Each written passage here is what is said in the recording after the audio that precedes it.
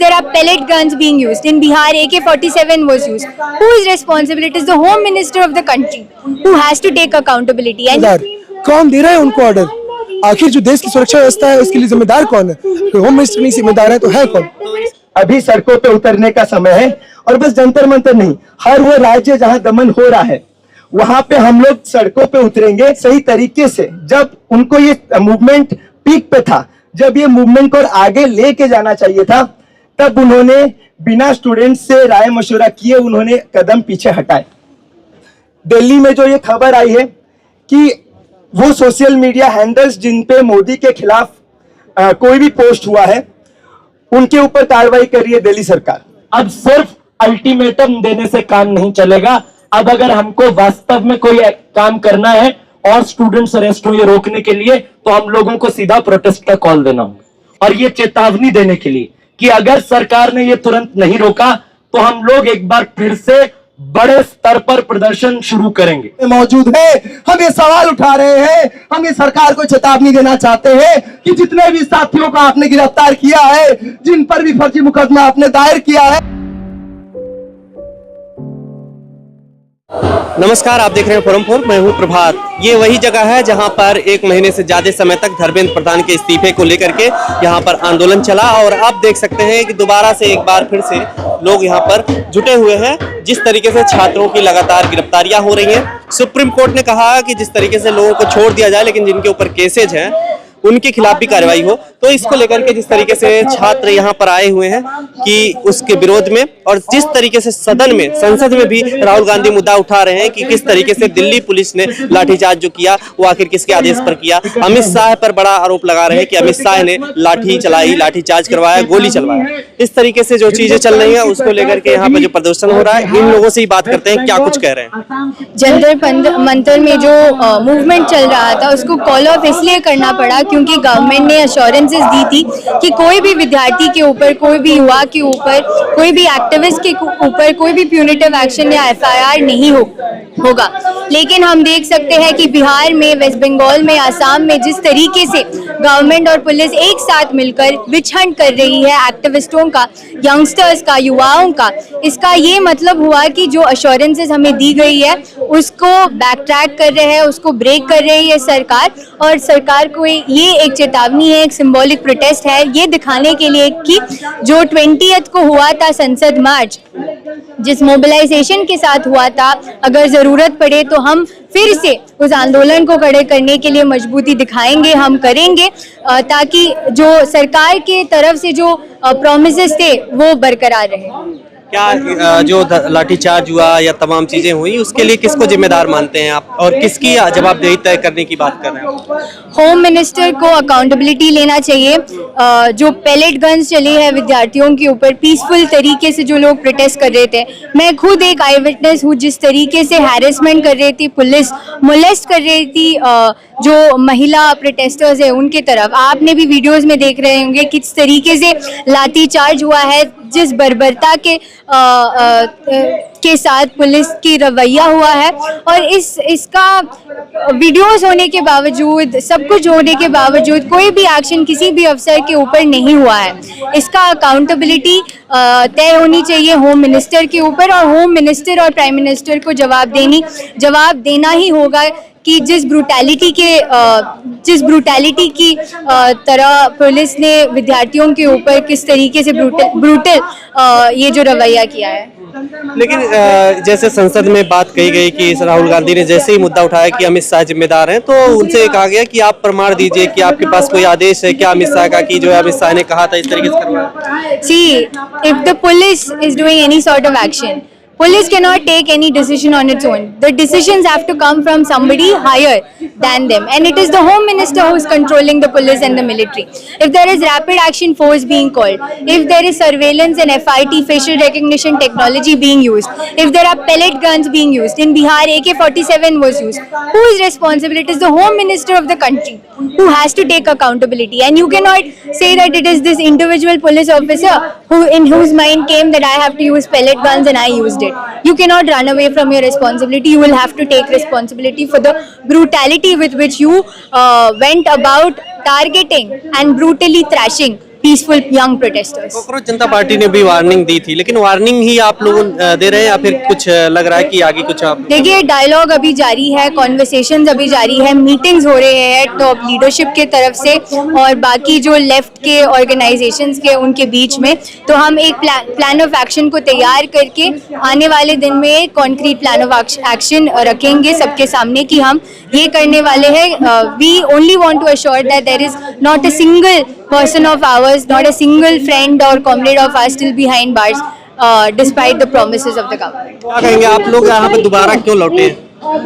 हम लोग यहाँ पे दोबारा लौटे हैं जिस तरह से हमारे लोगों के साथ जो विछंटी हुई है और देश के हर हिस्से में कोने कोने में लोगों के साथ जिस तरह से बर्बरताएं हुई उसको कंडेम करने के लिए और उसके खिलाफ भी सरकार से वही अकाउंटेबिलिटी मांगने के लिए कि जिस तरह से आपने 20 तारीख को 25 तारीख को ये जब हम जब प्रोटेस्ट जब धर्मेंद्र प्रधान का इस्तीफा दिया उसके बाद ये वादा भी किया आपने कि जिन लोगों को हमने डिटेन किया उनके साथ कोई कार्रवाई नहीं करेंगे, उनके साथ कुछ ऐसा पुलिस बर्बरता नहीं करेंगे। लेकिन उसके बावजूद जो बिहार के अंदर आपने सबा, धनंजय, संदीप, सौरभ और ना जाने कई लोगों को अभी भी अपने बेऊर जेल में बंद कर रखा है, उनका कोई पता नहीं बता रहा है। जिस तरह से सरकार के लोगों ने और ये पुलिस ने लोगों को आतंकवादी, सबा को आतंकवादी बताते हुए उनके ऊपर जो उनके साथ जो दमन की, इन सब चीजों को कंडेम करने के लिए और इस चीज के खिलाफ भी एक अकाउंटेबिलिटी की मांग करने के लिए और सरकार को ये बताने के लिए कि हम लोग अभी सिर्फ और सिर्फ धर्मेंद्र प्रधान का इस्तीफा लिए हैं,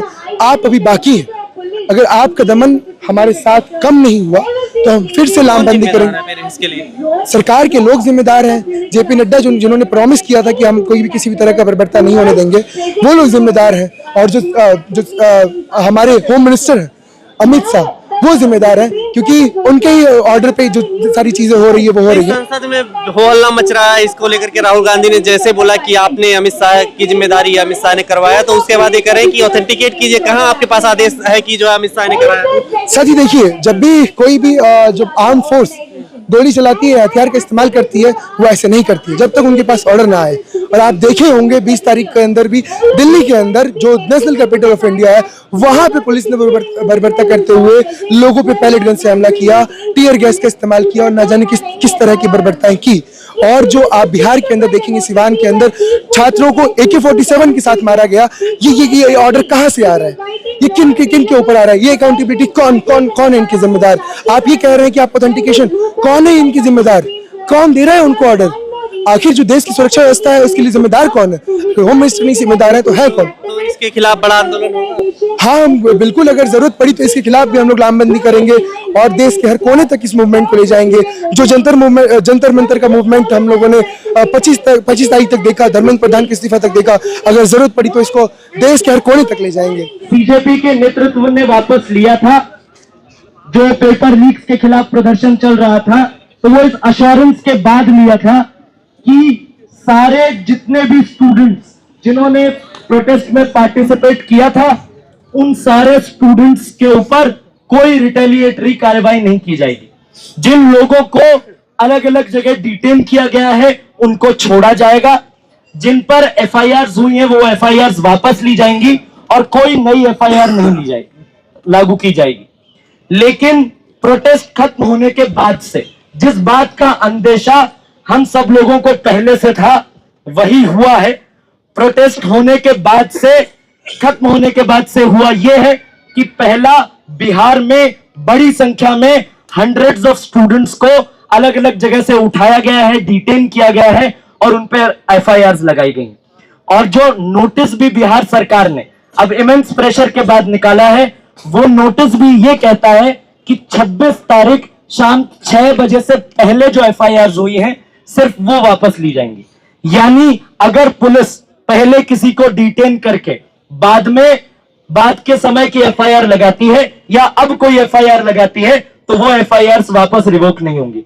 इसलिए इन नोटिस पे, चाहे वो बिहार सरकार का नोटिस हो चाहे वो असम सरकार का नोटिस हो, इन नोटिस पे भी हमको जश्न मनाने की जरूरत नहीं है, बल्कि ये जो लूप होल्स छोड़कर अलग अलग जगह छात्रों को पनिश करने की साजिश रची जा रही है, इसको पहचानने और इसके खिलाफ अपनी लड़ाई को सुव्यवस्थित तरीके से संगठित करने की जरूरत है। यही मौका है जब हम लोग एक बार फिर सिर्फ दिल्ली में नहीं बल्कि तमाम जगहों पर देशव्यापी तरीके से एक साथ संगठित होकर लड़े और इस बात के लिए लड़े कि अनकंडीशनली ऐसा कोई भी स्टूडेंट नहीं होगा, ऐसा कोई भी प्रोटेस्टर नहीं होगा जिस पर किसी भी तरह की कानूनी कार्रवाई होगी। क्योंकि अगर हम लोगों ने इस पर कोई भी स्पेस दिया, अगर हम लोगों ने इस पर कोई भी कॉम्प्रोमाइज किया, तो यह निश्चित है कि इस या उस रास्ते से सरकार एक एक करके सारे स्टूडेंट्स को फंसाने की कोशिश करेगी। दिल्ली में भी दिल्ली पुलिस ने सिर्फ इतना कहा है कि हम लोगों को जब होम मिनिस्ट्री से नोटिस मिलेगा तो हम लोग एफआईआर वापस ले लेंगे, लेकिन हम लोग इन्वेस्टिगेशन जारी रखेंगे। इसका क्या मतलब है? इसका मतलब यह है कि इन्वेस्टिगेशन जारी रहेगी, उसमें जिन लोगों के नाम पुलिस डालना चाहेगी उनको डालेगी और उनको गिरफ्तार करेगी।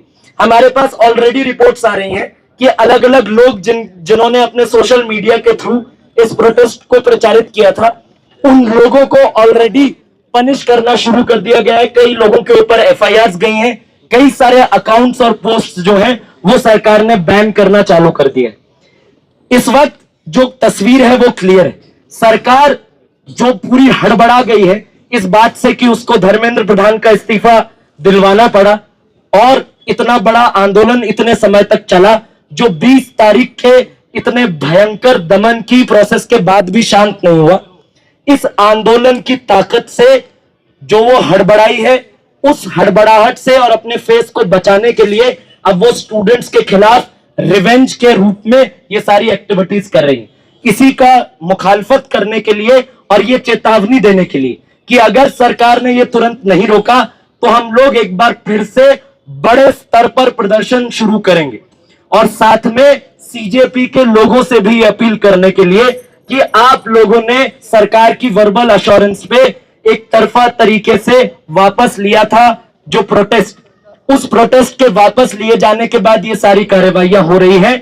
अब सिर्फ अल्टीमेटम देने से काम नहीं चलेगा। अब अगर हमको वास्तव में कोई काम करना है और स्टूडेंट्स अरेस्ट हो ये रोकने के लिए, तो हम लोगों को सीधा प्रोटेस्ट का कॉल देना होगा।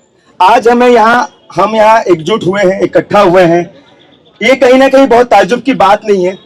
जिस दिन से ये मूवमेंट खत्म हुआ उसी दिन से इस चीज की आशंका थी कि हमें फिर से इस दिन को देखना होगा जब हम प्रोटेस्ट कर रहे होंगे कि जो स्टेट रिप्रेशन हुआ है उसके खिलाफ हम यहाँ पे इकट्ठा हो रहे होंगे। इस चीज की आशंका थी और हम 25 तारीख से ही हम यहाँ पे मौजूद होकर ये बता रहे थे कि हमें तब तक अपने मूवमेंट को पीछे नहीं लेना है जब तक हमें रिटर्न एश्योरेंस ना मिल जाए कि जो भी एफआईआर लगे हुए हैं उन एफआईआर को वापस लिया जाएगा, कोई भी नया एफआईआर दर्ज नहीं किया जाएगा।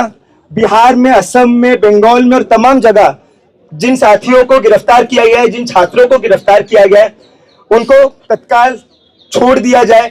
इन 3 चीजों पर रिटर्न एश्योरेंस लिए बगैर हमें जंतर मंतर को खाली नहीं करना चाहिए। ये चीज हम लोग उस टाइम भी बोल रहे थे और आज भी बोल रहे हैं।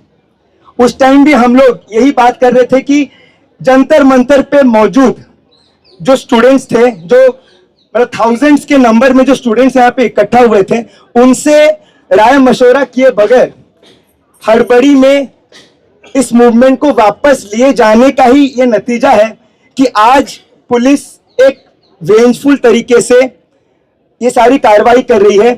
दिल्ली में जो ये खबर आई है कि वो सोशल मीडिया हैंडल्स जिन पे मोदी के खिलाफ कोई भी पोस्ट हुआ है उनके ऊपर कार्रवाई कर रही है दिल्ली सरकार।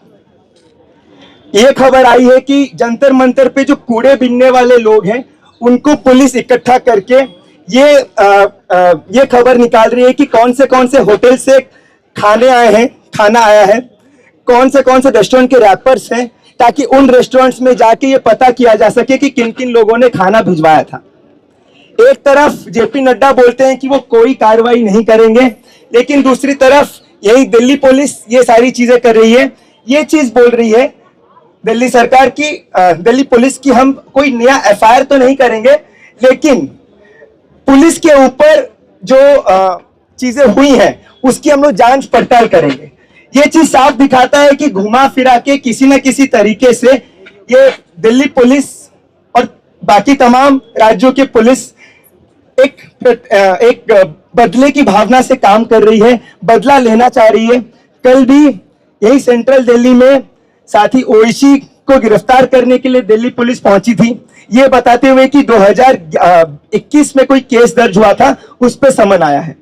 तो ये तमाम ट्रिक्स है पुलिस के, और इन ट्रिक्स से हम लोग को डे 1 से सजग रहना चाहिए था, जो कि हम नहीं रहे।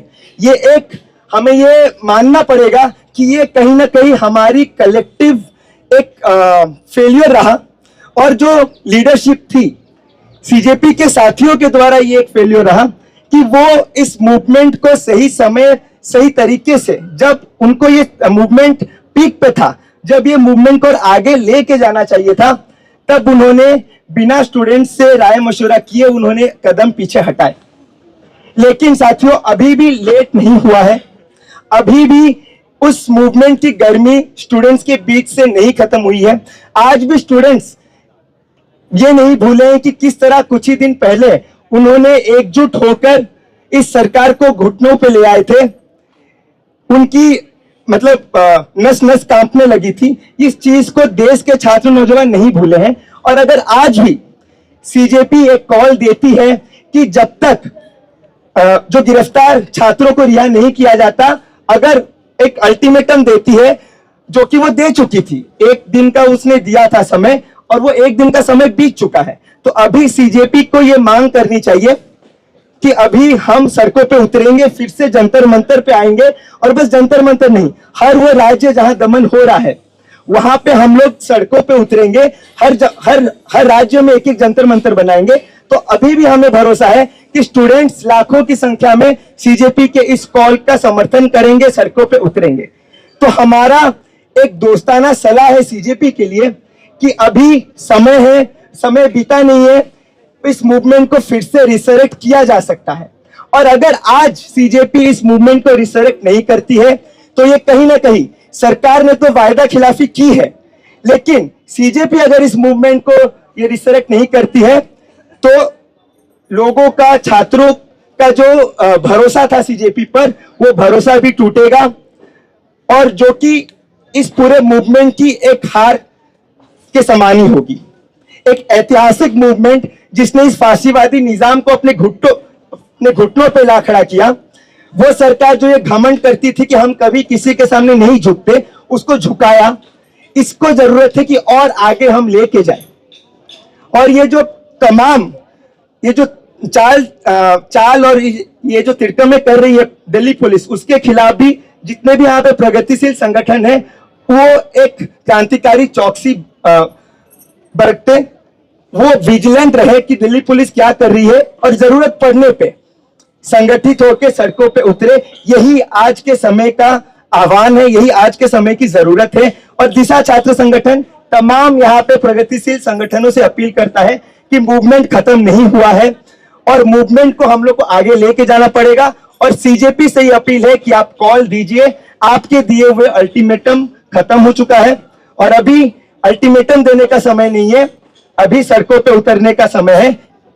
देश के युवा दिल्ली के जंतर मंतर और देश के तमाम इलाकों में, देश के युवा जो संघर्ष शिक्षा व्यवस्था को बेहतर करने के लिए लड़ रहे थे, जो संघर्ष आज भी जारी है, वो संघर्ष पे जो लगातार पुलिसिया दमन हुआ, जो लगातार सरकार जिस तरीके से गिरफ्तारियां कर रही है, सरकार जिस तरीके से छात्रों के, युवाओं की आवाजों को दबाने की कोशिश कर रही है, वो धर्मेंद्र प्रधान के इस्तीफे के बाद खत्म नहीं हुआ है। और छात्रों और युवाओं का जो संघर्ष आज यहाँ पे चल रहा है, उसके समर्थन में सभी गिरफ्तार साथियों को रिहा करने की मांगों को लेकर, सभी फर्जी मुकदमे को खत्म करने की मांगों को लेकर यहाँ पे तमाम प्रगतिशील छात्र संगठन मौजूद हैं। केवल इस कड़े शब्दों में भाजपा सरकार के उन जन विरोधी फैसलों की निंदा करता है, जो संघर्षरत युवाओं के ऊपर